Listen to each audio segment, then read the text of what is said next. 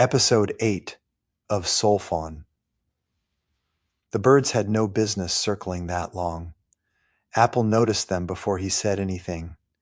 He stood on a low rise of broken stone and scrub, one foot planted on a jut of rock, his tail loosely curved behind him for balance as he stared toward the distant shape of Tower 17. The road ran in a pale line through the dry grass and old stone, cutting toward the tower like a scar. Above it, dark shapes wheeled in the late afternoon sky. Too many, too patient, too unwilling to descend. Not feeding, waiting. "That's wrong," Apple said. Sebastian came up beside him, following the line of his gaze. The tower should have been visible clearly from here, and it was. Narrow, severe. Built out of the same old purpose as the rest of the wall system, rising against the sky with no ornament and no softness to it. But there should have been motion, too. Someone at the parapet, a signal cloth, a cook smoke thread, a glint of movement from the watch line. Instead, there was only stone and birds. Wind joined them a moment later, brushing trail dust from one sleeve with the absent fastidiousness he maintained even after weeks on the road. Halen stopped behind them all, his presence settling into the space with the quiet weight of inevitability. "What do you see?" Halen asked. "Nothing," Sebastian said. Wind narrowed his eyes. Which is exactly the problem. They began the final approach in silence. The road narrowed as it climbed, its stones worn smooth in some places and broken in others where weather had gnawed at the edges. Wind moved over the rise in long, dry breaths. Apple kept sniffing at the air, because beneath the dust and brittle grass smell there was something else now, something metallic, faintly sharp, with the wrong kind of stillness to it. Not rot, not yet. Something cleaner and somehow worse. The closer they got, the quieter the world became. No insects, no small rustle in the scrub, no voices from the tower. Even the birds seemed to hold their distance. By the time they crossed the outer perimeter stones, Apple could feel the wrongness in the back of his throat. The first body lay just outside the tower entrance. A guard still in partial armor, fallen backward, with one arm thrown wide, and one boot twisted awkwardly under him. Sebastian crouched almost at once. Apple moved to the other side of the corpse and studied the wound in silence. The chest plate had opened at the center, but not as if struck by blade or hammer. The metal had been peeled apart, blackened inward, as though something had passed through it in a burst of impossible force. "No blade," Apple said. Sebastian leaned closer. "No cut marks at all, and no crushing. It's like—" He frowned. "Burning, maybe." "Not fire," Wind said. He had stepped close enough now that the air around him felt subtly alert, as if magic had drawn nearer to listen to itself being named. He did not touch the body, but his gaze sharpened as he took in the strange tearing and blackened edges. This was magic. Halen did not waste time agreeing. He stepped over the dead guard and into the shadow of the tower. The others followed. Inside, the entrance hall looked as if a fight had begun and ended in the same heartbeat. Bodies were scattered across the floor without any pattern of lines or defense, guards and bandits alike. Some sprawled where they had stood, others collapsed against walls, still others pitched awkwardly across one another, as if they had all been moving when something invisible struck them out of the same moment. There was blood, but not as much as there should have been, no real sword work, no butchered meat, no hacked limbs, no torn open bellies, no evidence of prolonged struggle. Whatever had killed them had done it quickly and with a kind of ruthless efficiency that made the whole room feel unclean in a way ordinary violence did not. Apple stepped between two bodies and stopped. "That one." Halen followed his gaze and stiffened almost imperceptibly. "Lafleur," he said.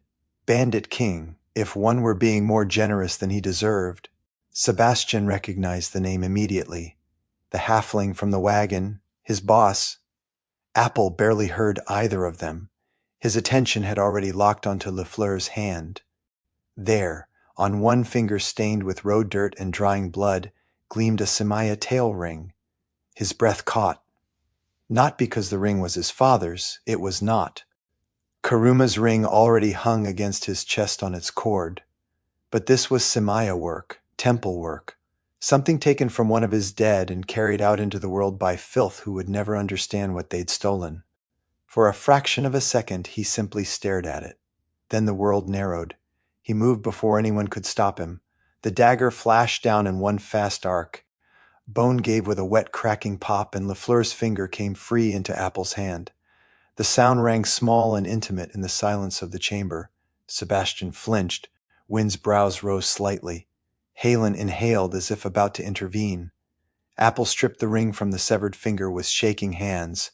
A rapid, involuntary chattering rose in his throat, half sound and half something older than speech, something that seemed to belong not to Apple the survivor or Apple the fighter, but to Saru, temple child, who had seen too many of his people stripped for trophies. Halen stepped toward him. Apple. Sebastian shook his head once.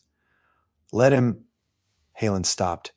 Apple slid the ring onto the same cord as Karuma's and tucked both rings under his shirt. Only then did the chattering subside. No one said anything more.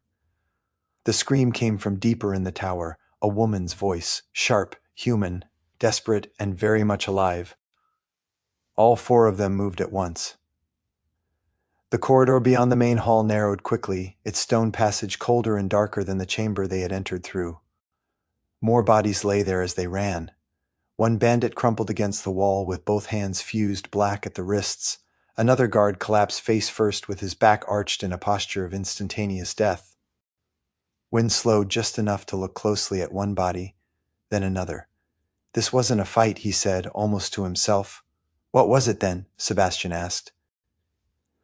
Wynn opened his mouth, and the thing stepped into view. At first, Apple thought it was water hanging in the air. Then he realized it had shape, roughly humanoid, but only in the broadest sense. Its surface rippled as if its body had never entirely agreed to stay one thing. It had arms and legs, but they stretched and narrowed wrong as it advanced. And where a face should have been, there was only a smooth, distorted front that held the vague suggestion of human features without committing to any of them. It did not hesitate. It rushed them. Halen met it first because of course he did. The mace in his hands came around with heavy precision, and when it struck, the impact seemed to pass through the thing and then disrupt it all at once. Its watery body buckled inward as if force had broken the spell that held it upright. Sebastian was already stepping in, blade thrusting through the collapsing torso, and Wynn snapped out a word in a language older than any of the stones around them. The creature burst, not exploded, collapsed. One instant it was vaguely man-shaped, the next it was water and mist and nothing coherent at all, splashing over the stones and immediately beginning to evaporate. For a moment they all stood still. Sebastian exhaled. I don't like that. No, Wynn said. You shouldn't. They continued more carefully after that.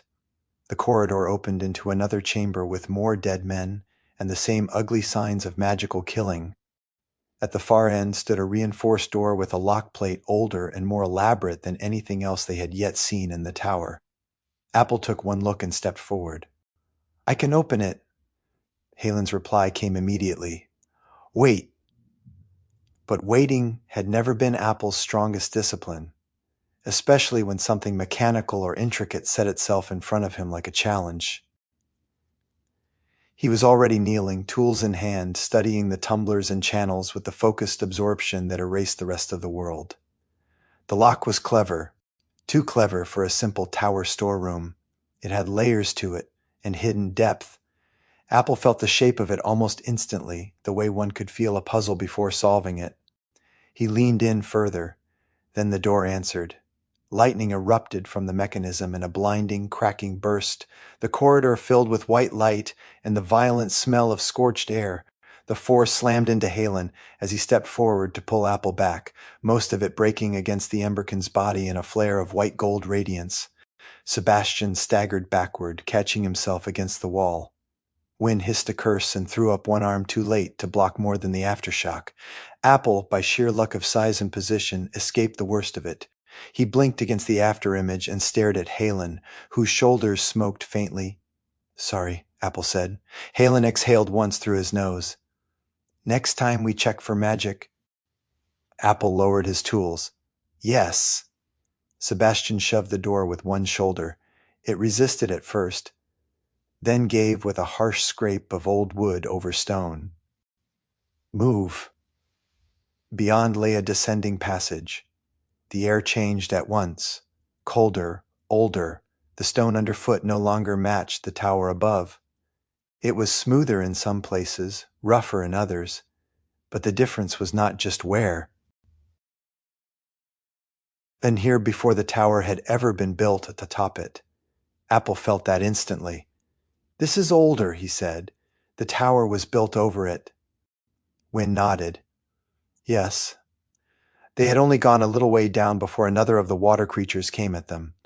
This one was joined by a second almost immediately, and the fight in the narrow passage turned savage in a different way from the first. There was less room to move, less room to get around their shifting bodies, and every splash of broken form on the stones made footing treacherous. Halen took the front again, because there was nowhere else for him to be. Sebastian fought over his shoulder. Apple darted low when he could, blades finding openings in shapes that didn't seem as though they should have any. Wynne's magic did the rest, disrupting what mundane violence struggled to finish. When it was over, the air in the corridor tasted of damp stone and old spellcraft. Then they heard cursing, human, female, angry, frustrated, alive. They followed the sound to another door. This one was even older than the one above and far more elegant. Its metalwork had darkened with age, but the craftsmanship remained obvious. A woman stood bent over it, working frantically at the mechanism with tools in one hand and a lamp in the other. Stop, Halen said. She froze so completely the lamp flame trembled. Then she turned. She was young, though strain had put shadows beneath her eyes. Dirt smeared one cheek. Her coat was travel-worn and scuffed. The hand at her throat went reflexively to the necklace hanging there. I have to get through, she said immediately. You don't understand. If I don't return it, they won't stop. Your name, Halen said. Illyra. And why, he asked, are you trying to break into a sealed chamber beneath a dead tower while half the place fills with magic constructs? Her eyes flashed from him to Sebastian to Wynne and finally to Apple. Apple did not trust the speed of that assessment. It had the shape of someone weighing usefulness in strangers before deciding how much truth to spend. Wynne stepped nearer, looking not at her face but at the necklace. She's cursed, he said. Or at least she's carrying the active end of one. Illyra gave a tight nod. Yes, Sebastian frowned. And if you don't put it back? More of those things, she said, as many as it takes. That got everyone's attention in the proper way. Halen remained unmoved. You came here alone? She hesitated. No. Bandits, he said. I hired them for passage, she answered quickly. They weren't supposed to attack the tower. Halen's expression did not change. And yet the tower was attacked. Illyra opened her mouth, then shut it again. Sebastian, against his own better judgment, looked almost sympathetic. Apple noticed that and disliked it immediately. The door? Sebastian asked. Illyra looked back at the lock with visible frustration. I can't get through. I almost had the third sequence, but the lower chamber is... Wrong. I've been down and back too many times already. Apple studied the mechanism from where he stood. The lock was not merely intricate, it was a masterwork. 5 separate channels nested into one another in ways that would defeat ordinary two-handed work. He stepped forward. Illyra looked at him with surprise she did not bother to hide. Can you do it? Apple held out his hand. Tools. She stared for a beat, then passed them over. They were decent, but crude compared to what he preferred. He added a few of his own picks to the set and crouched before the mechanism. The others shifted around him, Halen and Sebastian taking the corridor, Wynne watching both Illyra and the deeper dark behind them. The first sequence yielded quickly. The second fought him. The third confirmed what he had already suspected. Whoever had built this lock had not accounted for a working tail. Apple used his tail to hold tension in the lower channel, while one hand worked high and the other found the hidden resisting pin in the middle. Illyra knelt opposite him, eyes wide now, not with fear but with concentration and dawning admiration. "You really can do it," she whispered. Apple did not look up. "Be quiet." It took longer than the first lock, but not by much. Once he understood its logic, it became less a barrier than a conversation. The final mechanism clicked, then another, then all at once the internal bars released with a deep, satisfying thunk. The door opened inward. The room beyond held wealth enough to ruin sensible people. It was large, perhaps once a private residence built into or beneath whatever structure had predated the tower.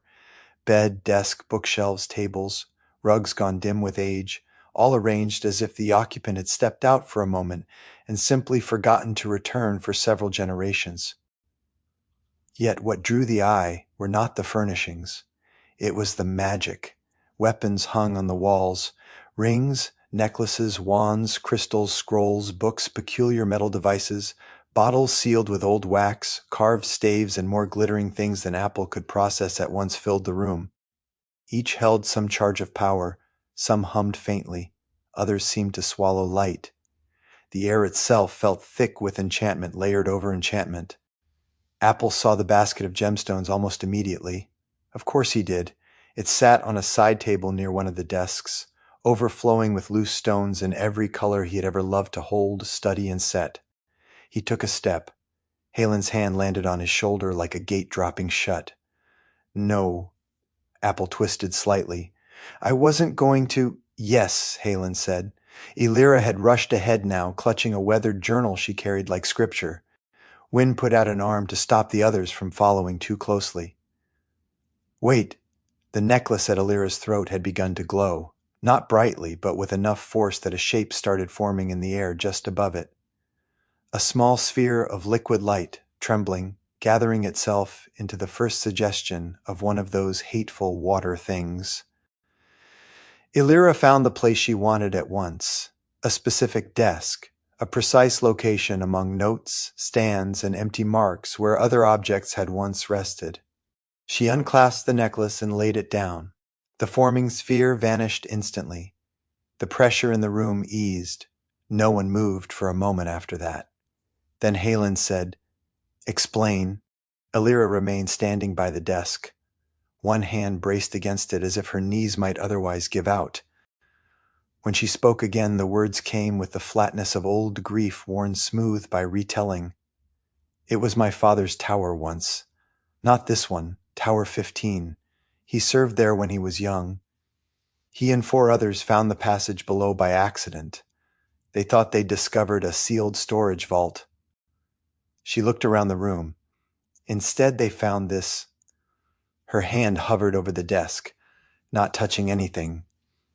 They came back more than once, brought tools, broke seals, opened locks, and when they got in here, she swallowed. Each of them took something. "What?"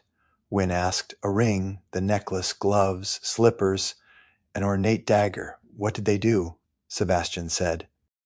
Illyra gave him a bleak look, as if the question itself had once ruined her life. "The ring made a man impossible to pin down in a fight. Better reflexes, better luck. Until a storm hit while he was crossing a river bridge and lightning found him through it." Her fingers touched the necklace lightly, but did not move it. This made the wearer beautiful in ways that made people stupid, trusting, eager. It also called things from water. Reflections began behaving wrong around my father before the first creature crawled out of a trough and drowned a stable hand in front of him. She drew a breath and kept going. The gloves made every grip perfect, every lock simple, every thrown weapon true. The man who wore them eventually woke to find his hands around his wife's throat and couldn't make them stop in time. Wynne's face had gone very still now. The slippers let a man move without sound or fatigue. He followed tracks no one else could see into a marsh and never came back. "And the dagger?" Apple asked, unable to help himself. Illyra closed her eyes briefly. It cut anything, never dulled. Wounds from it bled and bled. The man who took it became convinced everyone wanted it. He opened 3 of his friends, and then opened himself before dawn. The room seemed colder after that. Apple looked again at the basket of gems and, for the first time, did not imagine their beauty before imagining the cost of touching them. "My father was the last alive," Illyra said. He realized what was happening too late. He kept notes, watched the others die, and understood that the things wanted to be where they had been taken from. "He gave me the journal and the necklace and made me promise that if the curse ever reached me, I would come here and set it back." She looked down at the desk. "I waited too long." Halen broke the silence. "We leave." Now, no one argued. Not even Apple, though he cast one final look at the room and felt the ache of every beautiful thing left untouched. As they withdrew, Halen kept a close hand on his shoulder. Apple endured it with poor grace. "I wasn't going to steal anything," he muttered. No one answered. That somehow made it worse. They came back up into evening. The light in the entrance hall had gone amber and thin, and the bodies seemed worse now than they had by daylight. Death always looked more honest once shadows began collecting around it. Halen decided they would stay the night rather than risk the road in darkness with a bound suspect in a tower full of unanswered wrongness.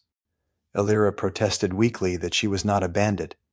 Halen replied, with maddening fairness, that while this might be true in intention, the dead upstairs would not have appreciated the distinction. That ended the matter. They moved the bodies outside before dark fully fell. It was labor no one wanted, and therefore labor they all shared. Guards and bandits alike were dragged through the doorway and stacked against the outer wall in grim, practical rows. Blood marked the stone. One body's arm refused to bend properly and had to be forced into place with a sound Apple tried not to hear too clearly. The work left all of them dirty and tired and oddly quieter. Afterward, they ate near a small indoor fire, each with a bowl or hunk of bread and the kind of focused hunger that left little room for conversation at first. Illyra sat bound near a support ring, wrists tied before her and ankles tethered separately, close enough to the fire that no one could accuse them of cruelty and far enough that no one could accuse them of being fools. Wynne checked her thoroughly for magical items and found none. Then he took the journal from her and tucked it under his own arm. "You may have this back when dawn improves my patience," he said. She almost argued, then thought better of it. Eventually the practicalities of the night reasserted themselves. Watch order. Halen first, Apple second, Sebastian third, Wynne last, which he described as deeply insulting because dawn was aesthetically overrated and best observed by simpler minds. The others ignored him. The fire burned lower. The tower settled into its nighttime noises. Wind moved through narrow windows. Somewhere deeper in the old stones, water ticked at its own endless business. Apple fell asleep near Halen without quite deciding to. When the Emberkin woke him for his watch, it was with a hand on the shoulder and a voice as level as stone. "Do not fall asleep." Apple rubbed his face and nodded. "I won't." He took his place near the entrance and let the silence of the tower work around him. It was different from wall silence, more enclosed, more secretive. On the wall, the world stretched outward and revealed its dangers by distance. Here the danger lay in rooms, in locked places, in what men had buried and then forgotten to stop wanting. His thoughts wandered where they should not, to Alric, to the temple, to the room below, to the basket of gems and what could be made from such stones in hands that understood them.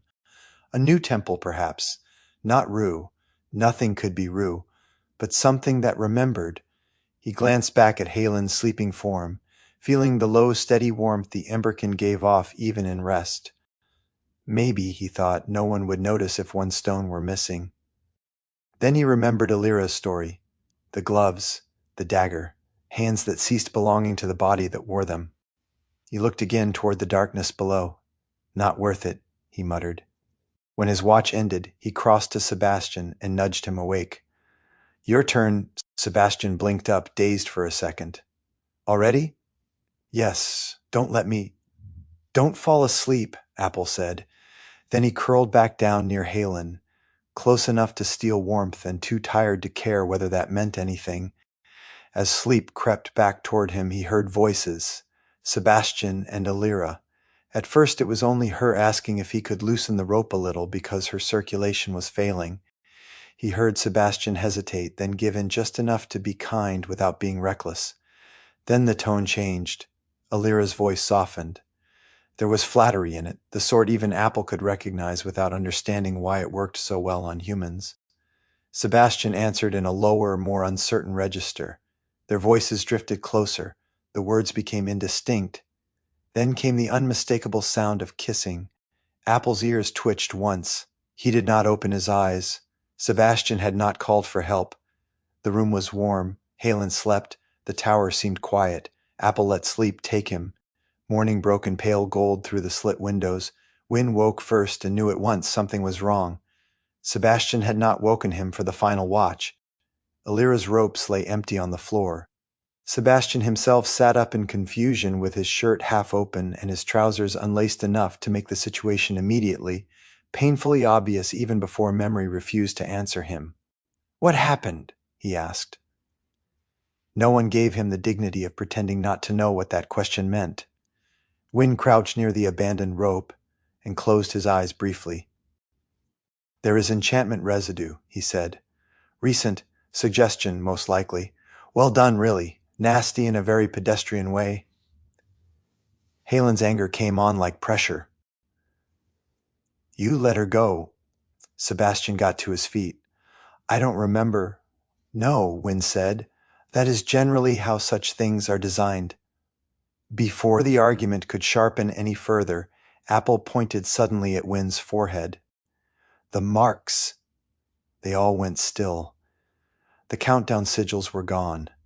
From Wynne, from Sebastian, from Apple. Gone entirely, as if they had never been branded into their skin. For one heartbeat, the room held two truths at once. Alira had escaped, and they were free. Then relief broke over them so hard it felt almost indecent. Wynne laughed first. Sebastian touched his own forehead twice, disbelieving. Apple grinned so hard his face hurt. Only Halen did not join the celebration fully. He stood with his arms folded, troubled in a way the others all understood immediately. "What do I tell Tower 15?" he asked. "Something very boring," Wynne said. "A bandit escaped," Sebastian offered, still looking dazed. "That part is true." Halen looked at him for a long moment, then nodded once. They packed quickly. Apple removed his official tabard with the greatest satisfaction. Wynne folded his and announced that he intended to burn it ceremonially at some point. Sebastian stuffed his away with less drama. Halen left his on. The road back to Tower 15 passed without incident. There Halen made his report exactly as needed, and no more. Tower 17 had fallen silent. Dead guards and bandits were found. One bandit had escaped. The lower chamber should be sealed and reviewed. No one needed the rest. And then, with a kind of administrative shrug from the world, their service on the wall ended. No ceremony, no blessing, no speech, just the absence of prohibition. They stood outside afterward in the awkwardness that sometimes follows the end of a thing too large to understand while one is still inside it. Then Halen said, "There is an inn nearby. We should eat." No one objected. The Wolverine's Smile was the sort of tavern that immediately improved the world by existing in it. It stood just beyond one of the villages near the wall roads, built of timber and stone with a roofline a little crooked from age and weather. Warmth glowed through the windows. The painted sign over the door showed a Wolverine's narrow, sharp grin in fading browns and ochres. Inside, the place smelled of roasted meat, bread, onions and butter, dark ale, wood smoke, and the sort of slow-simmered broth that promised time had been put to good use. Long tables filled most of the room. The hearth was large enough to heat the entire common space and perhaps roast a boar besides.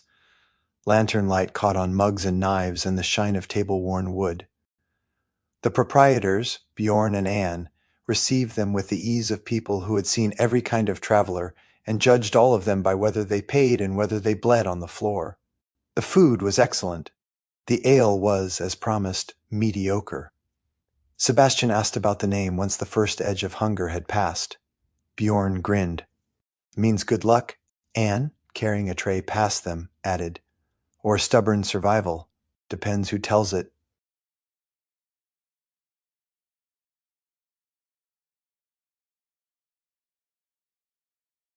the back of a chair, and recited an old rhyme as though this sort of thing happened often enough to keep him practiced.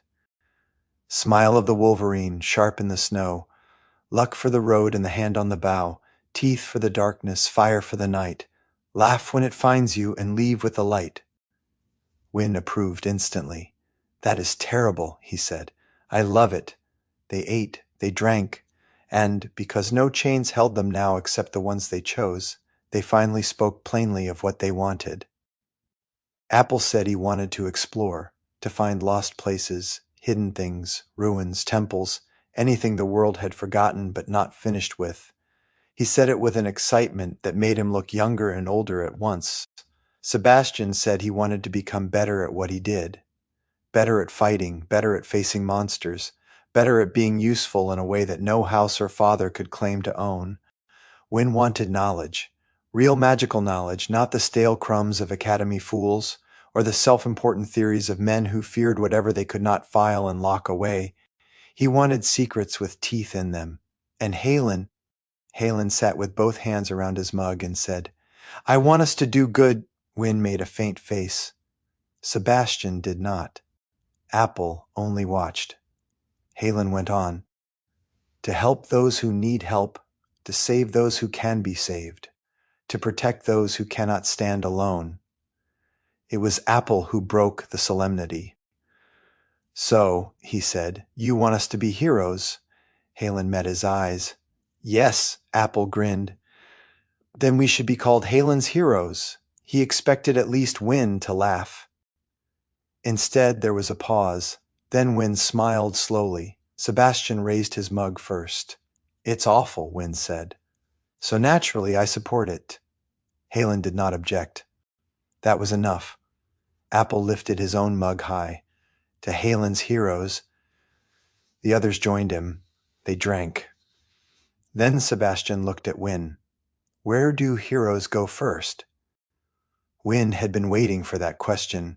He drew Alira's father's journal from his pack and opened it to the marked page. The map there was old and careful, and the location indicated on it lay only a few days away. We start here, he said. Apple leaned in. Sebastian did too. Halen studied the page in silence. No marks, no sentence, no wall. Only a road chosen freely for the first time in too long. Halen looked at the three of them, then down at the journal again. Then we go, he said. This is the end of episode 8 of Solfawn.